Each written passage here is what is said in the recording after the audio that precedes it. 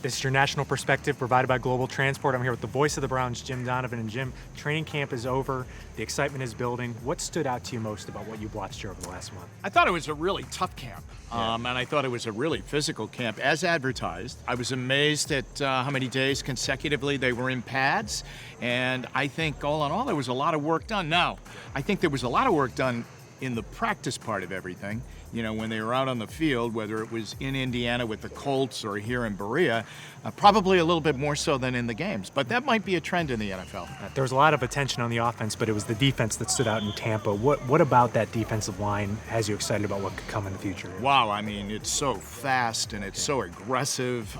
And I had seen Olivier Vernon play a little bit with the Giants, but I saw him the other night, and wow, I mean, he's just all over the place. I think Freddie put it very well the other day. He can play with speed and power, and that's a great combination. And Myles Garrett looks like they're just about ready to let him go, and that will come against the Titans. So it looks really, really aggressive. Thursday against the Lions, you'll be on the call. Not many starters will be on the field, if any.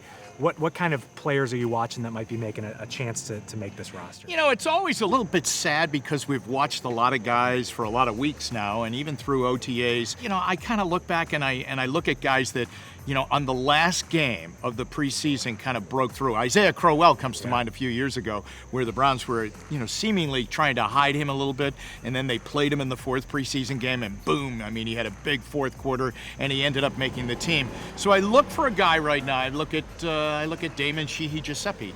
I look at the wide receivers, you know, who can do it there. You know, will Damian Ratley come on? And, you know, because we haven't seen him that much.